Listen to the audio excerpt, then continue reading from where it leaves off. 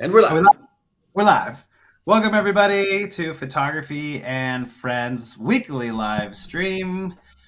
Will Carnan here. We got Phil and Sam. Is it how it's presented as we're looking at it? Because Phil is to my right, that way, and Sam is to my left. Let us know where you're watching from, what kind of camera you're using. We want to know where you're tuning in from because we have people all over the world. I think we're going to be monitoring a lot of the Q&A and the questions off of the Photography and Friends YouTube live channel. However, you can comment through Facebook, through my channel, and I think Phil's channel. Did you say? Yep.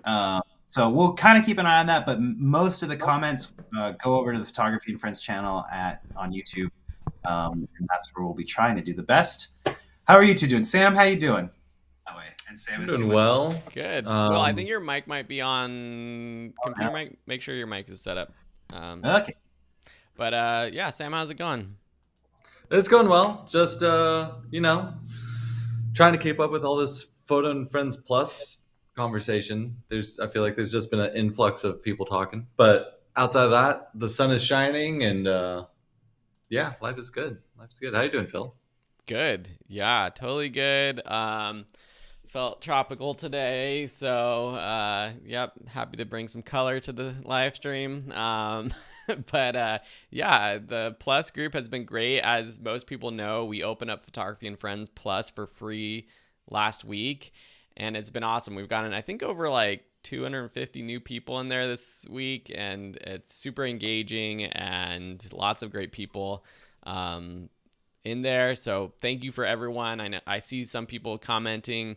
If you are in Plus, let us know in the comments if you joined. Bob, Nancy, some of our regulars here are definitely in there. And all you have to do is go to photographyandfriends.com/plus and join, and it's completely free. And we'll be walking through some of the photo challenge photos later on. But yeah, just been editing Will's wedding photography course. I recorded a lesson on building or website domains and hosting for wedding photographers that I'm doing myself, and super excited to get that out there. I am working on a course on, which actually is going to be interesting for photographers. This partner who's super an expert at YouTube and social media. We're doing a shorts and reels course, so that'll Cool. be cool. That'll be coming out in February. So lots of good stuff happening. Very cool. Wow. Busy How's my month. mic now? Does my mic sound better? Yeah, I think that is better. Yeah. Yeah. Yeah. Fantastic. Yeah, you've been so busy, Phil. And I mean, I've been having fun with the Photo and Friends Plus now that it's free. There are so many more members in there, so many more photos to look at. Mm-hmm. And I really do also like that you can join the supporters section for $5 a month just to help us out, even though the rest of it's free. But I still get the alerts directly to my phone for the supporters section. So I try to respond to those immediately when I get them. So please join. It's fun. Yeah, and I'm gonna put up a little graphic with our supporters who I need to add one to that. Look at all the people. We got people from Fort Worth, Texas, the Philippines, Mexico, Monterrey, Buenos Dias, checking out Udemy again, Rhode Island, shooting an XT4, more Fuji users. Get it? So I'm just gonna shout out to John and Rachel who joined our supporters as supporters. So you get access to that sort of private option in Plus, but and that's just helps us keep the lights on, pays for the platform, and so you can do that. It's only $5 a month, but everyone else gets access to the platform for free and these live streams and all that kind of stuff too. So thank you, John and Rachel, though. Yeah. Cool. Should we do a little bit of Q&A first and then get into some photo critiques later on? Yeah, I'm Are there any questions that are popping up? No questions yet, but no questions. Shoot us your questions. Oh, I did see a gear question on the Plus group. I don't know if you want to do one of those, but yeah, sure, let's go. It was from Cademan, and it was about metering. And I just feel like metering is something that we don't talk about a whole lot. I don't know if you guys wanted to sort of just discuss metering. Yes, that's a great idea. When I'm did gonna he bring it post up that? so people can see it. It's in the gear section. I think it was from this morning, but Yeah, I missed it. Okay. Metering is fun, and I've been doing a lot more of it because I've been shooting film. But let's right, talk right. about metering. So this is 'Cause the I feel platform like- for people who aren't part of Plus. Also, Right. FYI, looks like this. Super cool. Super cool.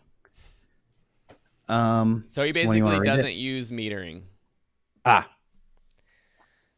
So there's basically a few. I mean, we're talking about exposure metering, and there's different options for where your camera is like choosing to base how it exposes. And this is going to be on like any sort of automatic mode, aperture priority, shutter mode, shutter priority, where where your ISO, shutter, or aperture, something is automatically happening in your camera. And so usually there's options for like center spot metering, where it's like just looking at the very center of what's in your camera or in your frame. There's like general, overall metering that kind of looks at the whole thing. I guess when would you change that option from like a general to like more of like a spot focus metering? I tend to use the spot metering more when I'm trying to create a little bit more contrast, because you can pick the spot on most cameras. I want to like just expose for one very specific area of the frame, and that will expose to that, which would probably disregard every other part of the picture, and thus probably make a more contrasty photo. Because like if you're having someone standing in front of like a window and your spot meter is to the human, the window is going to get blown out because we're raising the exposure for the human. But if you put the spot meter on the window, it's going to expose for the window, which brings everything down, which will make the person be more silhouetted and bring the exposure down. So that would be a reason for spot metering for me. And I do that sometimes during weddings. I would say more often than not, I use the overall spot meter, not spot meter, the overall meter for the entire frame. That's usually the safest bet for me. And sometimes in weddings, my camera in the last year has a highlight protector meter, and that's great because it will just expose it to protect whatever the highlights are in frame. But at times that hurts me creatively because then I can't overexpose things. So it just depends on what you're doing and how you're doing it. I think we do have a lesson on that in the photo masterclass. We do. Yeah, I was gonna actually bring it up. It's someone posted it. Oh, someone did. Okay, cool. There's a free. This is one of our free preview lessons as well. If you go to photographyandfriends.com, go to start here, and go to lesson number 8. If anyone wants to dive a little bit deeper into what metering modes there are, and Oh you get man, a look at free that lesson old. And I will say, like, nowadays, I feel like some of the newer cameras, they have like a highlight weighted. So like basically it'll take overall exposure. It prevents you from overexposing anything. But that, I don't know. I feel like metering has gotten really advanced in most of these newer cameras. I rarely use spot metering or anything. I think at one point you really needed to do that, especially with like shooting film, or if you couldn't rely on the metering, but it's gotten really good these days. So like, Cademan, I don't think you're necessarily doing anything wrong by not selecting different metering modes. Because most of the time, like if you're getting good exposure, that's what matters. Like that's what we're trying to do with metering modes. But like Will said, there's certain times when using different modes can be helpful. Yeah. Also, you get into like exposure compensation, and that changes your meter. I don't know if we want to do a deep dive on this. There's probably more questions, but yeah. Yeah. I think check out that lesson on Photography and Friends, and yeah, we can talk more on Plus about it. There's this question about a basic DSLR camera that is a good general question for a lot of people. I'm going to share this link to Will's camera guide that's also on Photography and Friends. If you just go to needs to be updated. guides, Yeah, it needs to be updated, but generally, like the line of camera is going to be the same. So if you go to the beginner camera section, we got DSLR cameras, and so any of these like Canon Rebels is a great DSLR to get started with.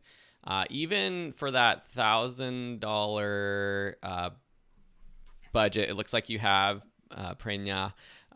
We have like what's the Canon? We have like even the 70D or the 80D or 90D, whatever. What are that line? I can't even remember. I haven't shot with Canon in so long, but check out this it's like the guide. 80D It's got a and lot of good 80D, stuff. 80D Yeah, and and I'm 90D. going to be working on updating that in the next month. There's not a ton of updates. There's maybe like a couple that came in that are, again, leveling up, and they usually stay around the same price. So Yeah.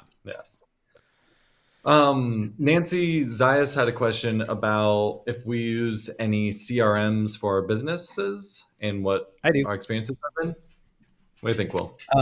I use two CRMs. I'd say for the business admin side of it, I use a company called 21. Is it 21? I always forget. 17 hats. I couldn't remember how many hats it is, but there's 17 of them. And that CRM allows me to bring in people into the system and like produce contracts, know where I'm at with them as far as like deposits. I post links, location advice, like all that stuff. So 17 hats is really cool. And I've enjoyed it from an administrative side. And I was turned on to it by another wedding photographer, and she uses it for everything, even the calendar structure.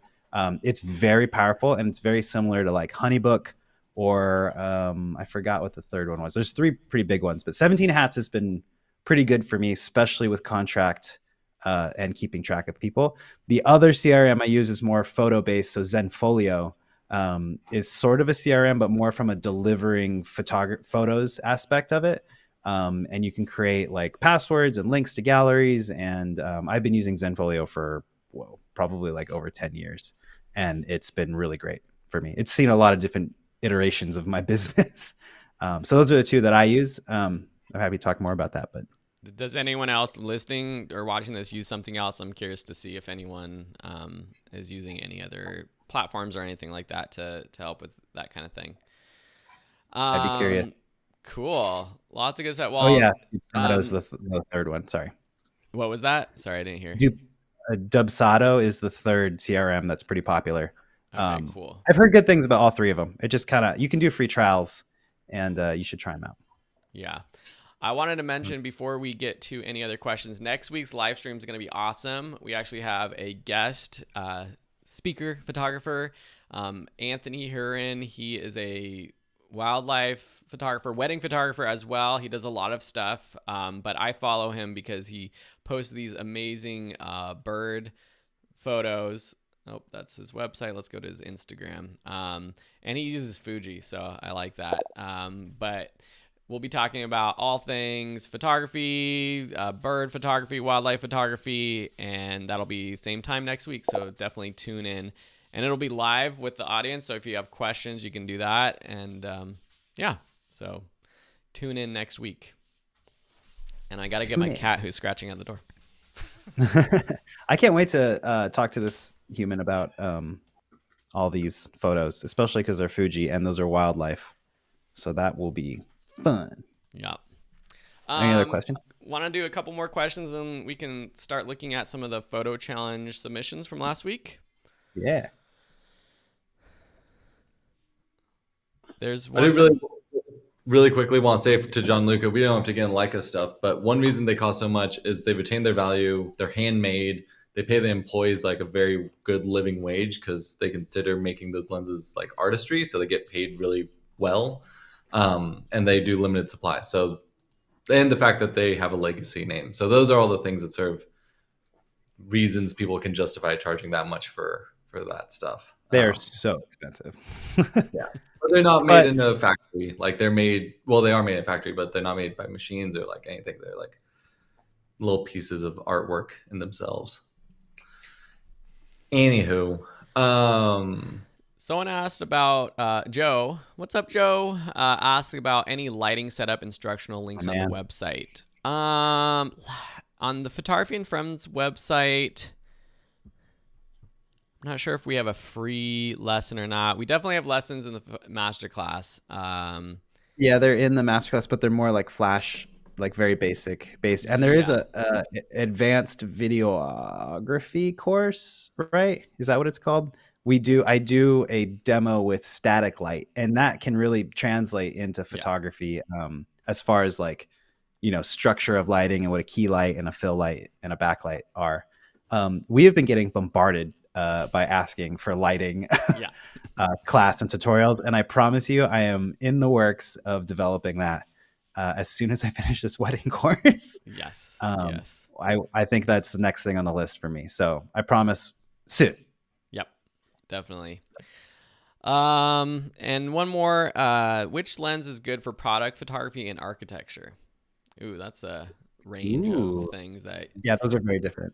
I think it would be different lenses, don't you think? I mean, a standard zoom maybe could do both, but what do you think? Recently for me, I've been using a 14 millimeter for architecture. Was that one of the questions? Yeah. For architecture and real estate. 14 is still pretty wide. So I would say like 16 to 35 zoom is nice for architecture. This is for full frame. And if you really want to get advanced for architecture, it's those tilt shift lenses.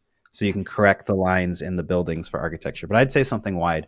Product photography, I tend to stick to like 50-ish.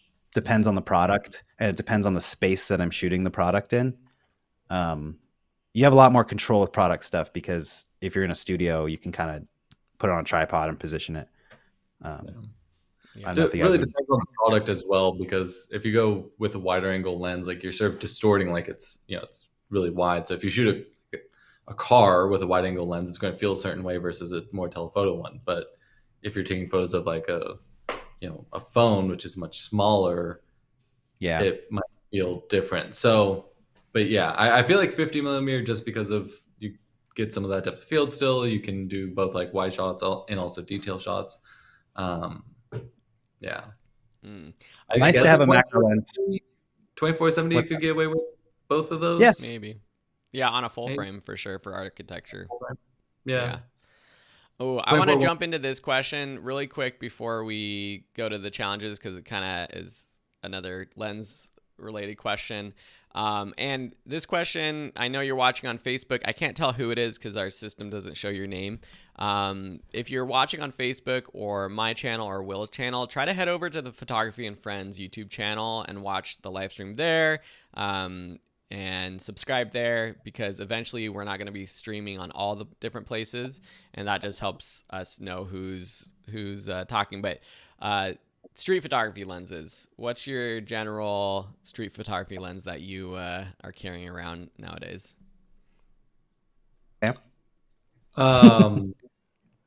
Typically it's been my Leica Q2, which has a fixed 28 millimeter on it. For a long time, it'd be a 35 millimeter lens I'd carry around on my Sony. As of late, I've been walking around with an 80 millimeter though.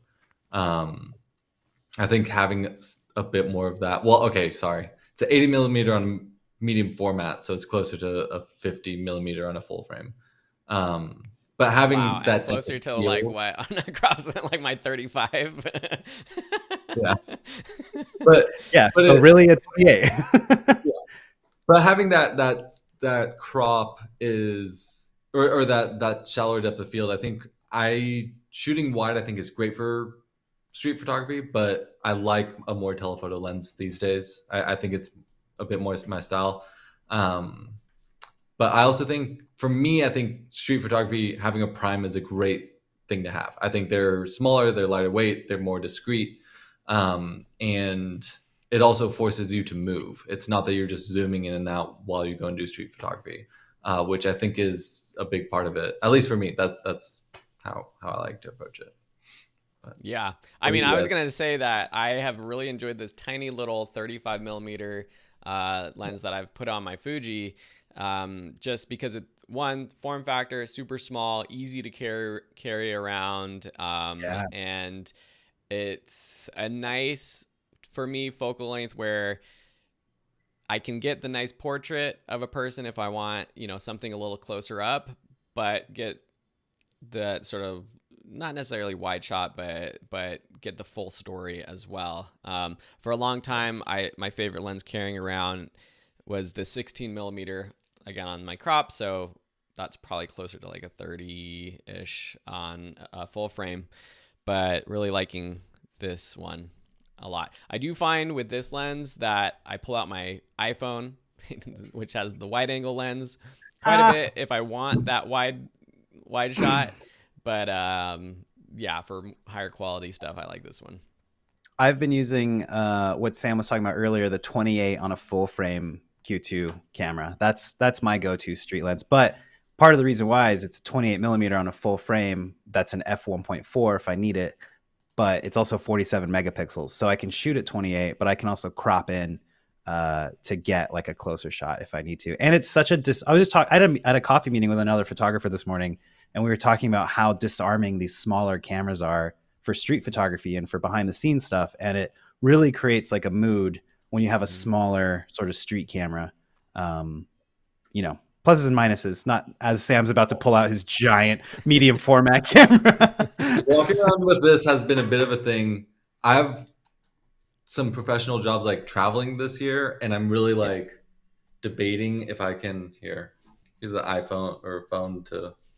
It's just a big setup, but yeah, but it looks amazing. If you go to, is it in the supporter section on Photo and Friends Plus? You posted a couple. They're awesome. I have a lot more I should be posting. I'll share some more photos of it. Please. Yeah, definitely. Yeah. All right. Shout out to anyone who's joining Plus right now. Jessica, I see you just became a member, so thank you for heading over to Plus. It's really where we're dedicating our focus on support, and it's a great community of friends to be there. It's free to join, so do it. And Max asked if we use any manual focus lenses. I was shooting a lot with manual focus lenses, and still do on my film camera. I've switched systems on my digital stuff, but yeah, you absolutely use manual focus lenses. You move a little bit slower. It's a little bit different of a process, but still get very professional shots with it. If you head over to my YouTube channel, the most recent video I posted was shooting with a manual lens on a Leica SL2, and I talk about how it slows me down to do some street photography. I've also been doing some studio portraits on my 1994 used Hasselblad and using manual focus, and boy, is it not easy. But yeah, and you sent you sent us a couple of tests of those. Those look awesome. So oh man, I have so many portraits to show you guys, and I'll probably post them. I'll post a couple in the Photo and Friends Plus here in the next week, and then I'll post more of a demo in the supporter section maybe. Good reason to support for $5 a month. Yeah. Well, I know there's lots of more questions for anyone who's watching now. Hit that like button.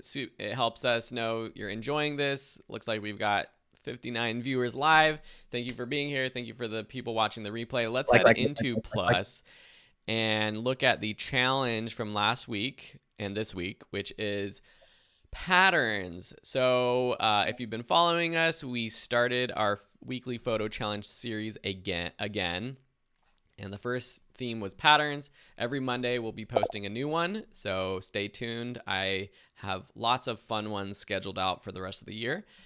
And as part of it, we want to just go through some of our photos that were submitted and do actual critiques to, give some praise and everything, but also help you improve your photography as well. So I'm just going to scroll through sort of at random and pull some, and we can talk about them. I'm going to stop on this very first one just to say thank you to Kenneth for being the very first person to submit to this challenge. I love that one. Very cool edit though of these Venetian blinds, which, this photo without the crazy edit, I don't know if it would have been as interesting. So for me, the editing really makes this a cool photo. I like the repetitive nature of it, but also it changes, right? It's like a gradient of repetitiveness. And I think to notice that in your image And also talk about rule of thirds here. And straight lines. Yeah, Yeah. a lot of good photography tips going on in this photo. So very cool. Kenneth. All right. It's so hard to go at random. I'm just scrolling down. This is pretty Yeah, you cool. should just go from top down. Love the patterns in there. I would actually, like, from a critique perspective, I would love to have seen this closer, like cropped Yeah, just in. cropped so the in. whole frame is Yeah. just the pattern. Mhm. I think it would be a little bit more impactful. Yeah, I always think you can never get close enough. I agree. All right, let's see. Oh, this is pretty cool. Bob's here, so thank you for posting. From a car window in a car wash. Oh, fun. Colors are pretty cool with that one. I dig it. Yeah, I like the colors. Very abstract. You always see that when you go get your car washed in a car wash like that. It's always so fun. Yeah, I took my kids once thinking they were like 2-year-olds or 3-year-olds, thinking, oh, this is gonna be so fun. They're gonna go in the dude. They were screaming, and we were Were they trapped terrified, in or- the middle. Yeah. Like it just started, and I turned around. I'm like, we're in the car wash, thinking like they were gonna be all excited, and then little Felix and Julian, their faces just like pure horror, and I'm like just screaming at the top of their lungs. Oh my gosh! And they never want to go back since. So Oh, yeah. All right, I'm doing the Wheel of Fortune, scrolling down a bit longer. Zuleika Santiago posted this one. This is pretty cool pattern behind these flowers, and Super creative. really cool edit. I talked about this when I did my little behind the scenes vlog. If you haven't seen it, it's on my YouTube channel doing this patterns challenge. I talked about how it's kind of cool to get a photo where it combines an actual subject with just the strict pattern itself. I was trying to kind of do that. Lee Ben Jr., you got to run. See ya. Bye. Thanks for being here. But yeah, I really like this one. yeah. Cool silhouette. I think combining sort of the curved lines of the plant with the very like symmetrical, harder lines or linear lines. Mhm. It's a really nice juxtaposition. Like without either one of those, it wouldn't be quite as dynamic. But having both, it really pops. Yeah. And black and white contrasty edit, I think helps a lot too. Maximiliano. I think Monterrey, Max is Mexico. well. Oh, this is super cool. Lots of patterns going on. Yeah. I love how very the cool. lighting like creates all that going on. That's something you can like live in. Yeah, Oh, I could zoom in. That's great. that's really Yeah, that's I'm- cool. I think this could be a part of like a series where it's like you could have chosen to just take a photo of like the patterns on these stairs or just this like glass work on the ceiling, but kind of a cool combo, just seeing the whole thing. I feel like you could put a like model in yellow on those steps, and it would just be such a cool like location to do a portrait or something. Yeah. I really love the tones and the colors there. Yeah. Cool. All right. We had a good number of people who submitted photos this week. Nancy, one of our founding members in Photography and Friends Plus. Ooh, that's cool. Looks like one Yeah, of I those, like that. garden decoration spinny thingies. This is also what I'm talking about. You can never get too close. Like this is nice. You fill the frame with the pattern. Mhm. There's a focal point in the center, and it really creates that vibe, that feeling. Yeah. Pattern reproduction.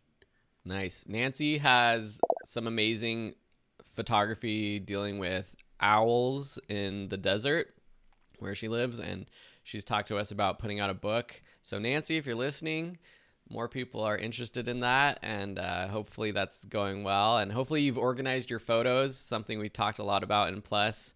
So yeah. All right, this is cool. Little pattern going on with all these bowling Bolero. I haven't been The bowling in a while, bowling but the bowling ball thingies. Return. Yeah, return. That's cool. That's I cool. like the longer shutter too. You can see the movement in the people. I wonder if that was on a tripod because Yeah, I that was looks wondering. pretty. T6, great. must have been on a tripod, I If think. it's not on a tripod, that's pretty solid hands. Yeah. I know some It- of, it these could new be like on cameras the have chair. the internal stabilization, but Oh yeah. I don't think that the Rebel does. Yeah, again, it's like you could have cropped in just a little bit, gotten a little closer to these things, but it's nice. Yeah, I love Right. the lighting of that. Yeah, that was cool. All right. Classic pattern. This is something I would have photographed if I saw this. I think it's again with a lot of these, it's like there's definitely a pattern there, and it's sort of filling the frame a bit more. Like I feel like we could have probably cropped in a little bit, or like Mhm. focused on either the boards down below, or Yeah. just had a little bit less of the sides. But yeah, great. I mean, I love the lines going away and then the lines going across. It's a fun pattern there. I think I would have, yeah, like cropped a little lower because you can see Yeah. a little bit much of the top. It's like I kind of want to what's up? I want to tilt up a little bit. So yeah, like you said, like either just crop in or tilt down or something like that. But Yeah. cool. Oh, this is a cool portrait. Great patterns on her clothing and in the background on the wall. Patterns. I would add just a tiny. Well, I don't know. I'm just thinking more It's a little contrast, dark. but it's hard to tell through the live. Yeah, through the live feed. It's a little dark on her Quality-wise. eyes. I don't know. That's a style maybe, but Yeah. kind of want to be able to see those windows into her soul a little bit better. Still good expression and patterns though. Sharon posted this one. This is cool. That's a cool bike. Ooh, Look at yeah. that cargo bike, man. He's hauling a lot of stuff. So, Brad, how do you ride that thing? That's one of those like I don't know. It's like what's that called? Is this London? Where I is don't- this? It looks Based like on the London, bus. doesn't it? Yeah. But yeah, they got these cargo bikes where they've got like a whole cargo section in the front, and then the wheel is in front of it. But I've never ridden one of these, but That's they're cool. I kinda tried cool. They're putting gonna my pull dog her. in one of those, and it's tricky. It's tricky to like get used to it, especially because it has like a little engine in it, so you like get moving pretty Yeah. quickly, and yeah, it definitely takes some getting used to. What I do you like think that about? they. Oh, go ahead. Yeah, I like that they included the environment around this pattern, Mhm. right? Because I think it makes the pattern more striking when you just see life like Mhm. around it. I think Yeah. what you're about to say maybe is like cropping in maybe like a tad. I was gonna say, yeah, like what do you think about just cropping out the top, like the sky? So like I don't know. It just like would be like the whole pattern would make up the whole top of the photo. I like seeing everything, the environment, but So yeah, I like seeing the Maybe. bike. And the only things that bother me is that fire hydrant in the bottom right, and I could lose that building on the right. But again, then yeah, you'd maybe lose just the crop it bike. this way. Yeah, maybe just crop in the side and do like a 1x1. But this pattern in front of the environment, I think is fun. And I know I'd say like also though, there would be a reason to get closer and just show the building and nothing else as like a pattern. But obviously like artistic Yeah. choice. Or just the big red bus right here. There are lots of options. And if you were shooting on a Right. medium format camera, you would have so many options. That's funny. All right, let's go through a few more. Julie, I missed the beach. This is a cool pattern on the Me ground. Too. Yeah, you're so far from the ocean, Will, now. Very weird. Oh, I God. feel very landlocked. I do like that pattern in the sand. Again, I'd love to see it like tighter. But Maybe a it little does more like contrasty. yeah, a little more contrasty. Maybe a tad bit more saturation, but good recognition in the pattern Yeah. and the gradients. Right? It's like your eyes go from below and follow all the way up to the wave, which is like a really good moment when the wave Yeah. is like at its crest Yeah. as it's about to come down, which is very cool. So yeah, Yeah. maybe not closer. Let's see if we have any more. Oh, what is this? Oh, this is a crazy edit. Like Andy Well, I don't even know Warhol. what's going on here. What is that? It is Are those an Easter eggs? egg slicer. Multiple bear. times? Oh, I see. It's an egg slicer. It's an egg about to get sliced. Yeah, Yeah, egg about to get sliced, and they just arranged it in this cool pattern. That's cool. There's Cool effect. there's a yolk somewhere in here. Yeah, you liked it, Sam. This is Oh, wow. talking about getting close. This is a great example of that. Yes, that's what I'm talking about. Fill the frame with everything, a little bit more impactful. I wish it was just a tad bit more centered. Like it's very minute, but tad more centered, and maybe it's my monitor, but it could be like a little bit brighter. Cool. Well, if you're watching and we did not look at your photo, just chat us really quick in the comments, and we'll try to look at your photo. I want to make sure we get to you if you're listening live. But also, I want to see comments saying, I will take part in next week's photography challenge. So, these are easy, fun challenges, and it's meant to go out and practice your photography, do something brand new, and not just find an old photo, which is okay, but we want this to be inspiring. So give us a little wave, a like, a shout out in the comments if you plan to take part in next week's challenge. And I forget what next week's challenge Have is. you posted it yet? It's going to be it'll go live on Monday. So, Right. which I'm into that. Yeah. It'll go live on Monday. Although it might be fun to post them a little earlier to give people a little bit more time, but Maybe Sunday evening. Ryan taking part. Heck yeah. Go give Ryan a follow on Instagram or wherever because he's taking part. That's a good thing. I'm excited. We should get out there and do some Jessica. participation. I know. Well, that's what I would love to do that. Bob, what's up? Everyone. I'm new to your Shoot page. bomb. Welcome. Awesome. Should we answer more questions? What's yeah, up next? let's How much answer time we more got? questions. 20 minutes. I got a question from the Photo and Friends again. That I think is kind of interesting. Do you guys think photo contests are still a thing, or have they been replaced by social media? I had a response to that. Yeah. My thought was like I was comparing it to film festivals and how like when we graduated from film school, the way to get your independent video out into the world or film was to put it to like a festival and go that route. And YouTube, Vimeo, these platforms were just getting started, but it still wasn't like the main place. It was like the afterthought. You would go through the film festivals and then you would post online for everyone to see later. Right. Nowadays, like YouTube, people post these cinematic high quality films straight to YouTube and they don't even think about film festivals.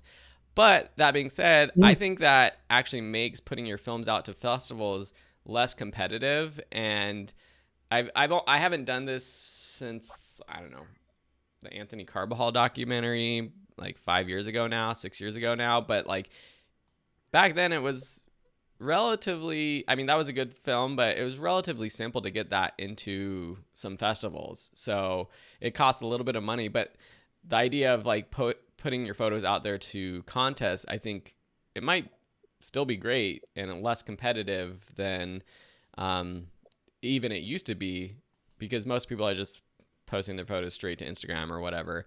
And there's no exclusivity. I don't think with contests necessarily you can't post your photos online before you submit to a contest. But my anecdotal assumption is that photo contests, the old kind of style, are less competitive nowadays. Yeah. I mean, I think there's still space for it. And I think if you're out there taking photos, I mean, even our weekly challenges, it's just a reason to like some of these contests either have cash prizes or they're, have like gear that you can win or whatever. But it's forcing yourself to get the image that's going to compete with other people that you're proud of and get it out there.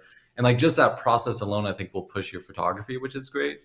So part of the question was like, how do you know if a contest is legit or not? And I think a lot of times like, look at the sponsors, and if like it's a Nikon or a Sony sponsored photo contest, I mean, people from those companies might see it and it could lead to discussions with people that really enjoy your work. So I think it's definitely worth it to put it out there.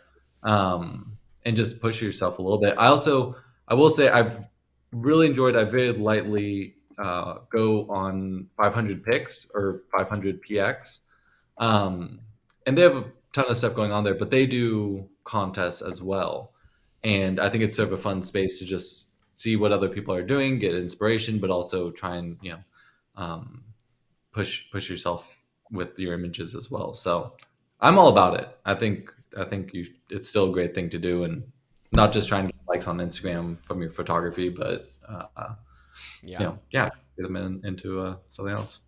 We actually just submitted a music video to some festivals, Oh and it yeah. just got its first one. Yeah, which is super random, but it's kind of cool to It's so yeah. fun to go and see, Yeah. be a part of that community and stuff like that. Yeah.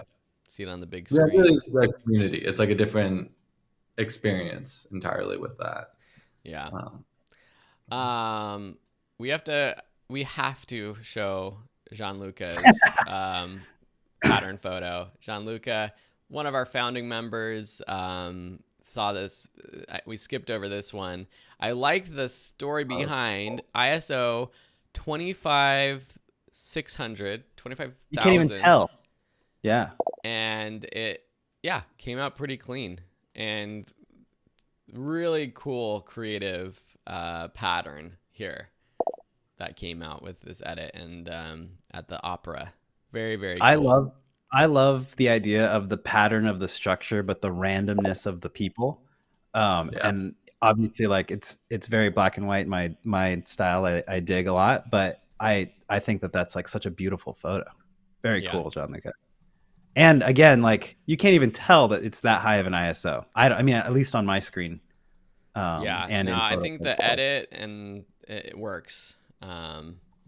Really great shot. Someone asked what our Instagram names are, so I'm posting all of ours if you want to follow us. Will, are you William Carnahan?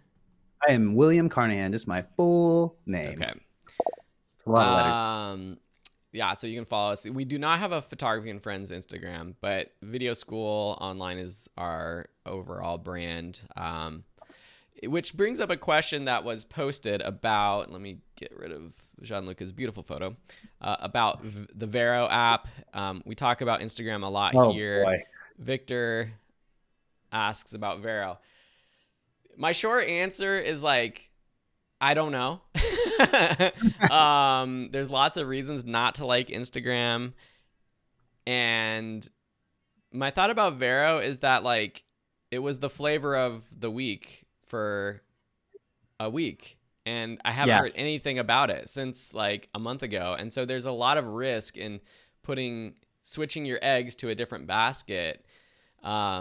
I mean, I think any of these apps, if you use Vero, if you dedicate yourself to 500 pics, if you switch to Flickr, if you dedicate yourself to posting on that platform regularly, you can have a lot of success.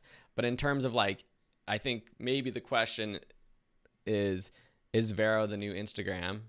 Should we all move to Vero? I don't know, and I don't think I don't know, but I don't necessarily think so. Even though I hate Instagram for what it is. I was so into Vero for like a solid week Yeah. and excited about it and like got on all the buzz, but it's really fallen off. Instagram's great, but honestly, like even like Photo and Friends, like the whole point is to have a community around photography. Yeah. I think Photo and Friends is like doing that. Instagram's great for what it is, but it's always going to be a public Twitter. Like, you know, it's like, it's fine. And it does get me a lot of like contacts and network, and I meet people in my local community, which I think is like good. And you tag clients and like, it's great. But Vero, I don't know. I really wanted Vero to take off, but it didn't have those legs afterwards for some reason. Yeah. I agree I agree. It's like, give your time and energy to whatever it is and build, your portfolio. But I do also strongly believe that like any social media should be sort of a means to send someone to your website or for someone to contact you about your work. And that like an Instagram or a Flickr or a 500 pics, like they can show your work, but I think you should still have a website that's like your curated. If you're wanting to do it professionally, like you should still be sending people to your website as your professional portfolio. Um, that's removed from social media. Because yeah, I mean, constantly connecting with people on social media, but if I really want, and if I end up working with someone, typically it's going to go to my website. It's not going to be just based off of my Instagram feed. So Yeah. Right. it's sort of a stepping stone, I guess, to that. Yeah. Yeah, I think that's what we've talked a lot about that in Plus over the past year. But having your own dedicated website where you have control of it's long term is super important for photographers who want to get work. And yeah, for the long run. There was a question earlier about using curves and levels on a MacBook. Janine, are you using Lightroom or another app? Regardless, it's generally going to be very similar in terms of how you use the tool. We have pretty advanced stuff in our Lightroom class. So I have, if you're on Udemy, if you're a member of Video School online, there's a class on the tone curve, and let's see, where are we? Somewhere in here. Lesson, it's in one of these first sections about tone curve, levels, all of that, exposure adjustments. So if you haven't taken this course, definitely take it. That's a great place to start. If you have follow-up questions, you want more advanced stuff, let us know. But yeah, that is that. I'll leave a link for that class in the description as well. Discounted. Oh, Janine says, no Lightroom. I'm a painter spending time only painting. But you're editing your photos how? Well, you can use curves and levels in Photoshop too. Yeah. What else? We got another question. Oh, you have the power to put them on the screen. Yeah. Is there one you see though, or are you seeing the? Yeah, the Lillian Vargas. Hi, I'm new to photography and I struggle to practice outside because I feel my camera is not very discreet, and in my town it's not common to see photographers. Any tips to overcome the nerves? You know who's really good at that? Sam. Sam is really good about carrying his big camera around and just going for it. And I think, I don't know, from my perspective, like you kind of just have to go for it. It's like jumping in on the deep end in a way. But also if you're shooting people, or I'm sorry, if you're photographing people, you should be, like put your camera down and talk to them, or, create like a relationship first before you stick your camera up in people's faces. And I think that that's a valuable thing. And honestly, the more you walk around with your camera and don't take photos, the more people will get used to you being around. And that I think is a thing too. Developing a relationship in your local area about who you are and what you like to do is I think the best tip that I can probably give. I also think like, especially if you're in a place where photographers aren't common, I think being a photographer that, a lot of my friends expect me to have a camera with me when I come around. It's become sort of normal that I just have a camera with me. And I think just sort of owning that, and that you're a photographer and you're going to walk around with your camera. Now, that also means being smart about it. If you're walking around at night, maybe have a bag and don't always have it out necessarily if you don't feel comfortable with that. Like you have to sort of just know what's going to be safe for you in terms of that, but also like be aware of your surroundings, or have a friend with you if it's in a place that you don't know necessarily. And then like Will said, it is about just being a person, and this camera is a tool that, like, be a person first. If you want to take a photo of someone, like talk with them, engage them.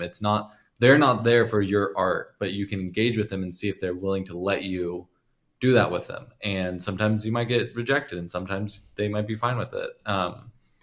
I've typically found people that want to get photographed, it's because I engage with them, and it's a more casual thing, and it's not like this big deal. But if it's landscapes or architecture or candids, just being out there and taking thousands of photos and getting comfortable is the only thing you can really do. It's just you got to get out and take the photos. So yeah.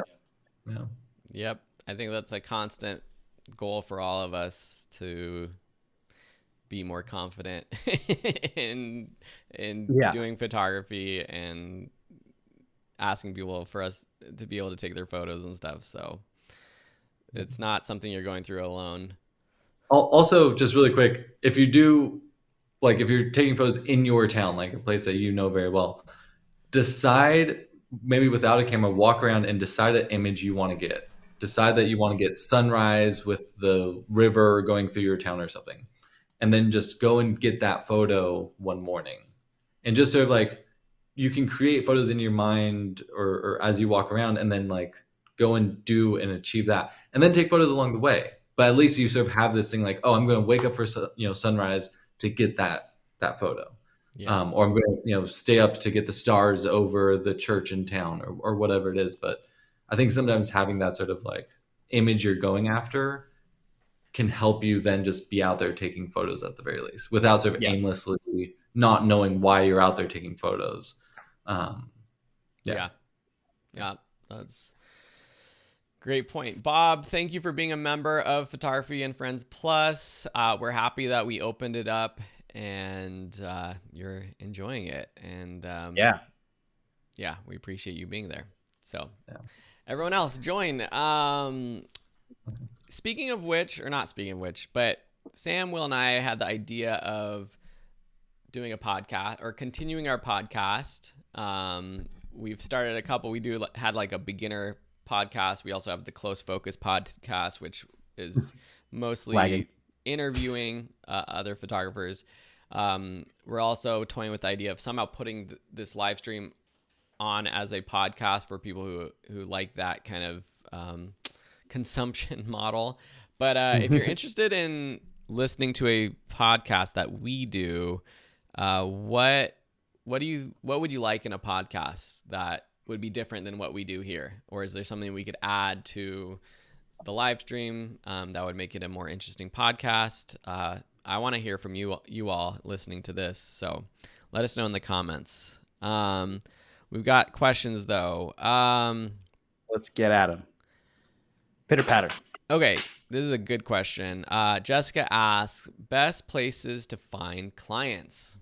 Ooh. Everywhere. Local,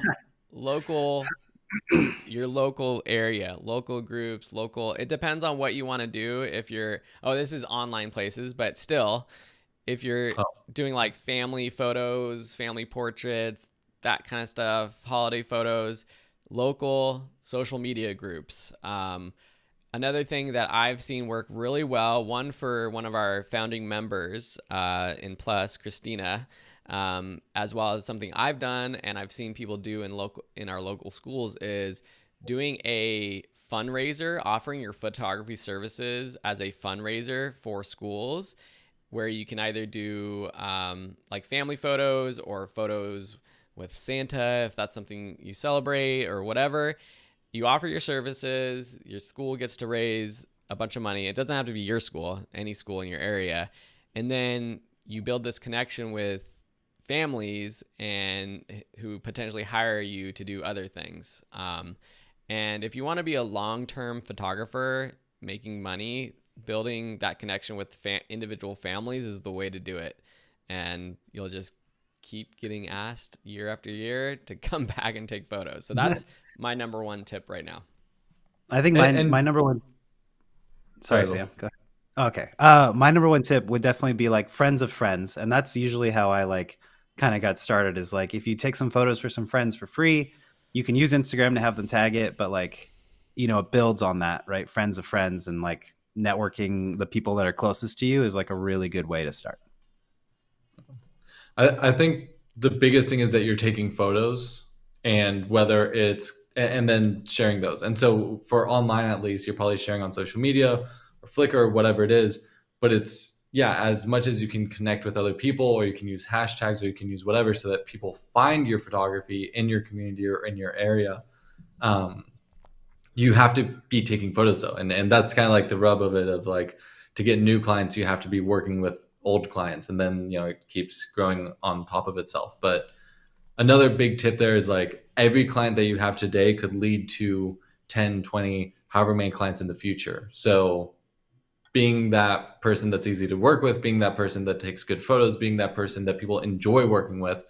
And like that question earlier, if I walk around with my camera, someday someone will eventually be like, oh wait, you do photography, right? Like, I need a photographer, and they'll think of you for that. And that's like, honestly, that's how I got one of my biggest gigs, was someone was like, oh, you do documentary, right? Yeah, like, we have this thing we want you to do. And then it went on for 3 years. So being out there doing that kind of thing is the biggest thing. Like, you have to be taking photos and getting people to see those photos, which, however that is online. Yeah. Solid advice, Sam. Great stuff. And reach out to local businesses too, in your downtown area. I know you're asking about downtown or online, but you can do that online, but see if they need product photography for their website or anything. I think that's a great way to do it. Yeah. And that's where having a portfolio to share your work is huge. Yeah. Lots of people saying they like the interviews with other photographers. I think that's probably what people want most in a podcast. And maybe that's what we focus on, is trying to get more interviews here live. That can also be a podcast potentially. Yeah. So we got a few more minutes. Let's get through a couple last questions. Nancy has a good one. Just for us, do we have any fun creative projects in the works for you guys? So I know you guys are busy in the upcoming months with projects. Can you share kind of some of the stuff you're actually working on?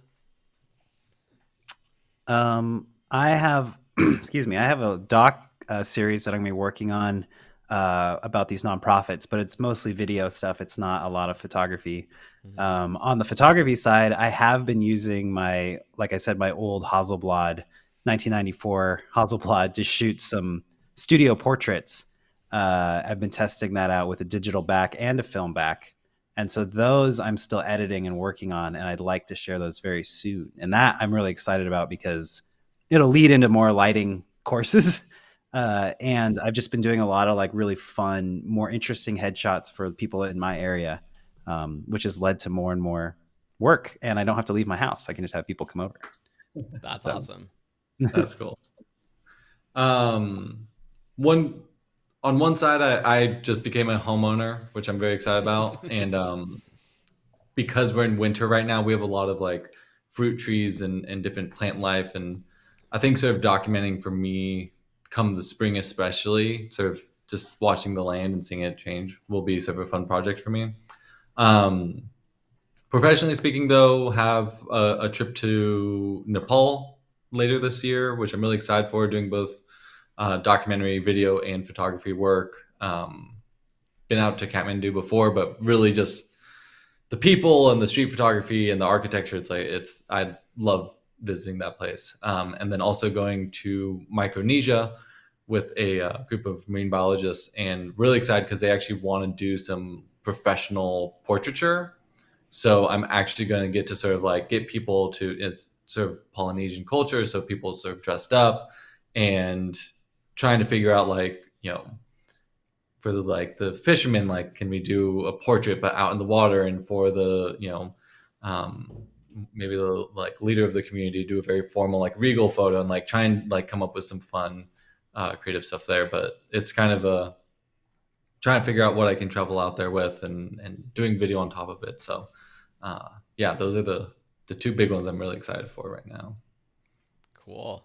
Awesome. That's always fun stuff. Yes, we are still out in the field doing professional work, and a lot of my time is mostly spent on making sure the courses, the platforms, the online education is running. But kind of back to like the Instagram, Vero, where do we post our photos question. I've talked about this quite a bit recently in the Plus community, but I started a little mini side project, more of like a blog about the new city that I'm in, and it's just an excuse for me to get out there, take my camera with me, and have a place to post those photos. I'm not even ready to share it with the world right now, and it's just really a place for personally that I'm writing and putting photos out, and it's been so far a great practice and just being more creative and having a place that I don't have to worry about, you know, how many people are looking at the photos, if I'm getting likes or anything, but it's a place where I can like have my photos live.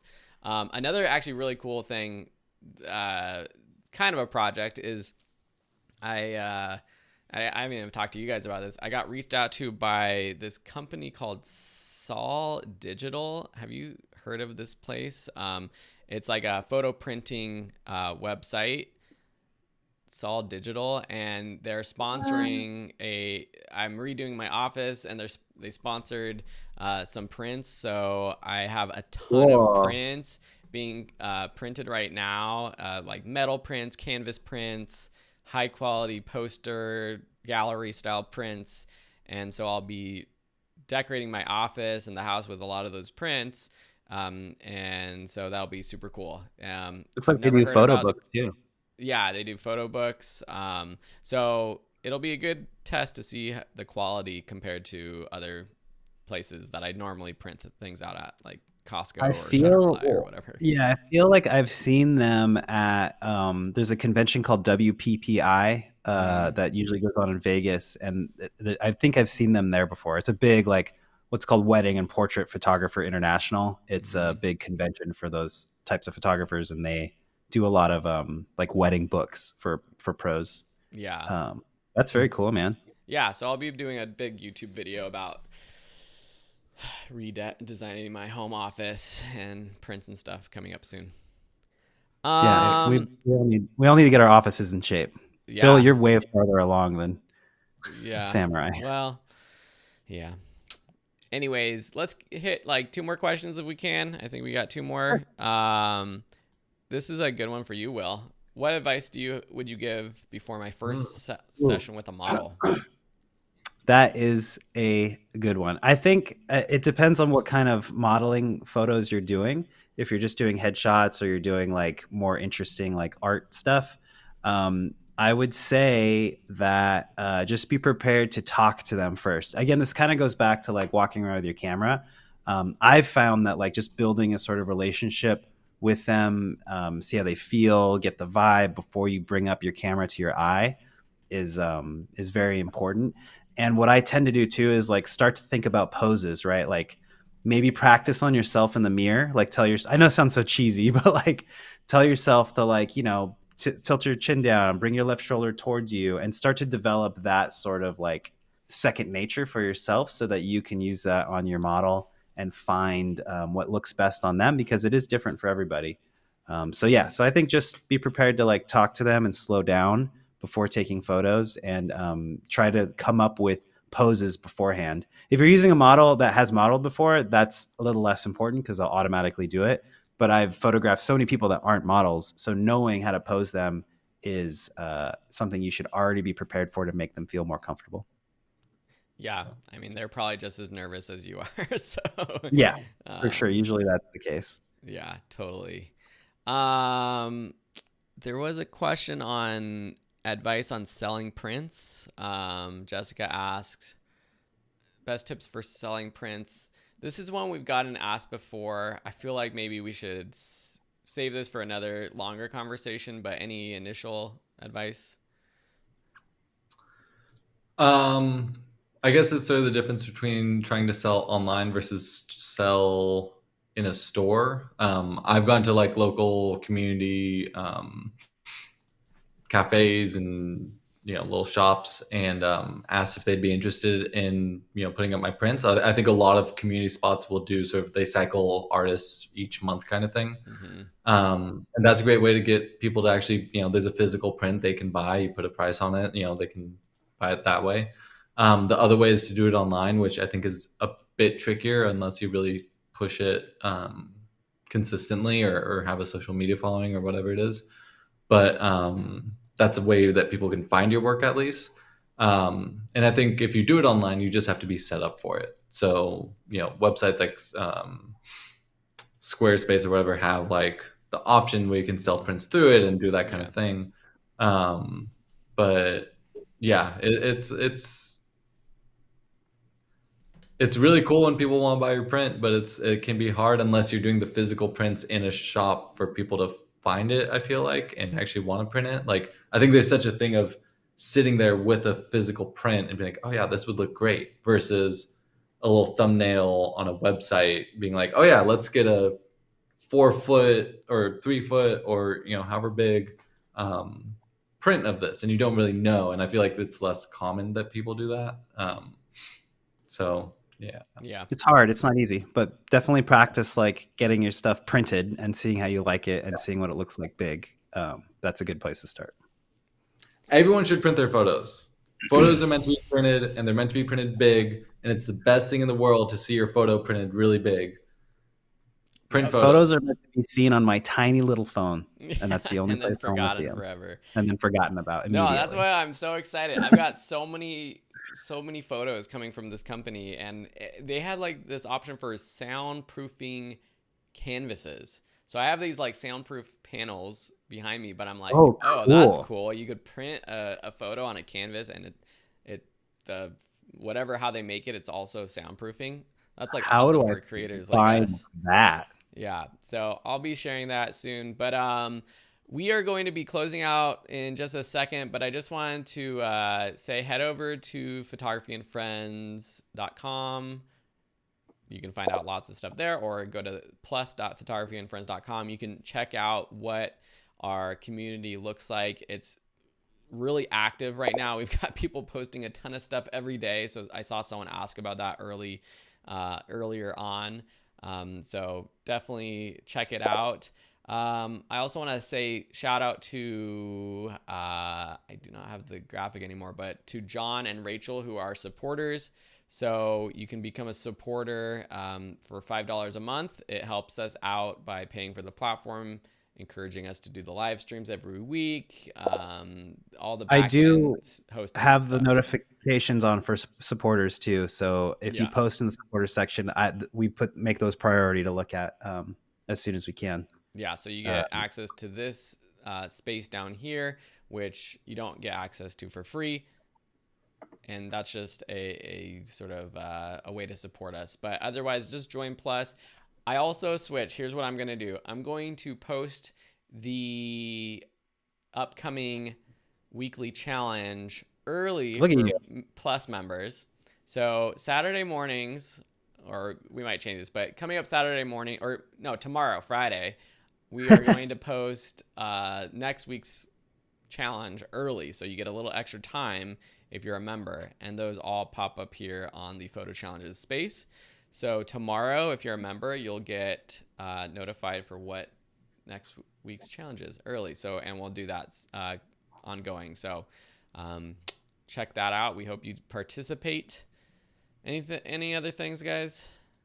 Really quick follow up to that printing thing. I think you said her name was Jessica, but she just printed her first photo, and someone asked how much she would charge. I would just do it by how much did it cost you to print that photo, how much did it cost you to frame it, and at the very base, make your money back. From there, Start, yeah.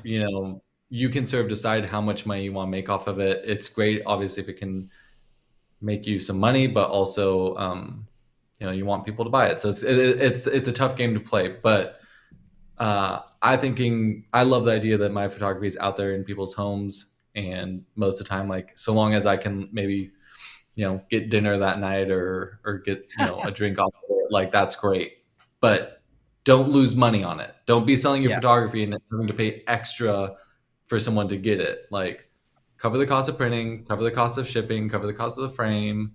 And then, whatever you're comfortable with on top of that. Find that number that Sam's talking about. Take 5% of that, or 10% or 20%, and add that on to how much you're going to sell it for. And then you can discover which percentage you feel comfortable at. Is it 5? Is it 10? Is it 20? Is it 50? Is it 200? You just got to take that number and find the percentage. and find out. And then create a spreadsheet and figure out how much money you've spent on all your camera Oh, gear boy. and how many things you'd have to Time. sell to make that money back to then buy the new camera in a few years when you're selling lots of them.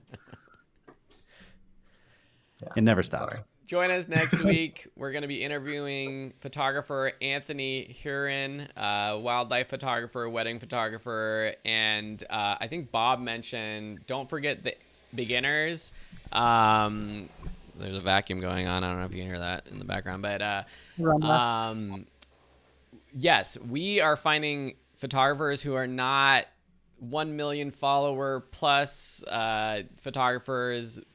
We might find those too, but we want to find photographers who are in the beginning stages as well, because I remember with photography, videography, teaching online classes, all of that, running a business, like hearing those beginner stories is much more beneficial, I find. So I think Anthony's a great person who fits that mold, and that'll be next week at this time. So hope to see you all there.